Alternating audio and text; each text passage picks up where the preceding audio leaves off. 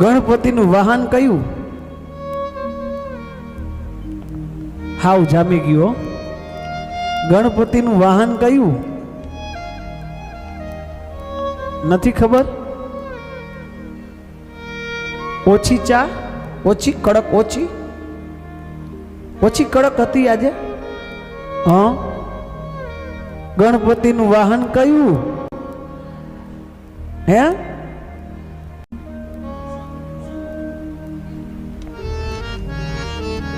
ગણપતિનું વાહન કયું? વાહ. કાર્તિક સ્વામીનું વાહન કયું?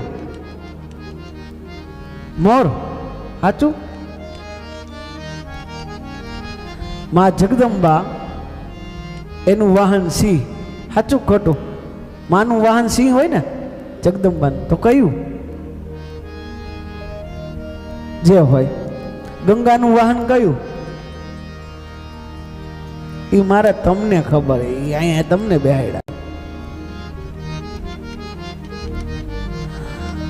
શિવ મંદિરમાં જાઓ તો બધાના વાહનો સહિત ભગવાન બિરાજમાન છે, પણ કાચબો તો કોઈનું વાહન નથી. પણ શિવ મંદિરમાં શું કામ? શું કામ તે કાચબો? કોઈ પ્રશ્ન થયો કે કાચબો શું કામ? શિવ મંદિરમાં પ્રવેશ કરો તો 5 પગથિયા, પછી 5 પગથિયા, અને 11મું પગથિયું મોટું હોય. 11 પગથિયા ચડી અને પછી શિવ મંદિર આવે. 5 કર્મેન્દ્રિય, 5 જ્ઞાનેન્દ્રિય અને 11મું મન. એ 11 પગથિયા ચડી અને પછી શિવ મંદિરમાં જવાનું હોય. પછી સીધું તમે મંદિરમાં પ્રવેશ કરો એટલે પોઠીઓ હોય કે નહીં? પોઠીઓ હોય ને. તે પોઠિયાનું મુખ કઈ બાજુ હોય? શંકર ભગવાન બેઠા હોય એની હોય કે માણસો આવતા હોય એની સામે હોય? કેની સામે હોય?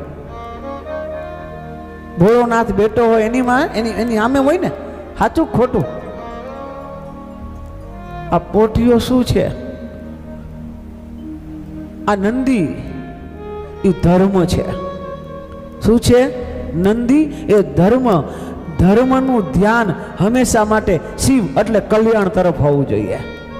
ધર્મનું દરેકનું ધ્યાન એ કલ્યાણ બાજુ હોવું જોઈએ.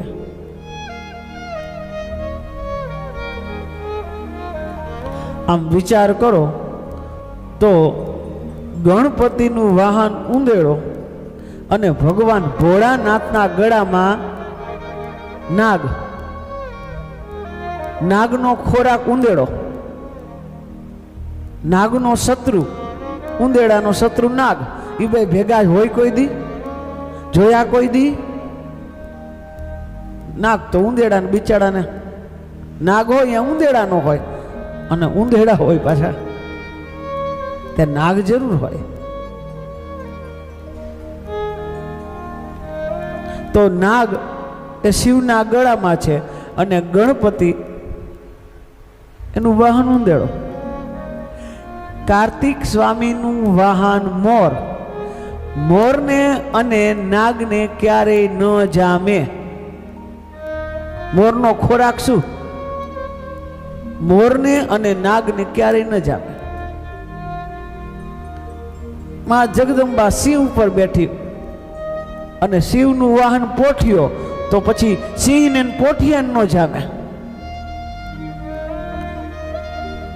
બધું તમે આમ જુઓ, આ વાહન એ વિચાર છે. વાહન છે એ વિચાર છે. ઘરમાં બધાના વિચારો જુદા જુદા હોય. વાહન બધા એ વિચાર છે. વિચારો બધાયના જુદા જુદા હોય, પણ છતાંય જે બધાય અલગ અલગ વિચારના એક છતમાં આવી જાય ને, એ ઘર નથી, એ શિવાલય થઈ જતું હોય. કે કદાચ વિચાર જુદા હોય પણ છતાં એક છતમાં રહેતા હોય, એ સમજી લેજો એ તમારું ઘર નથી, એ શિવાલય છે. વિચાર ભેદ જરૂર રખાય, મન ભેદ ન થવું જોઈએ.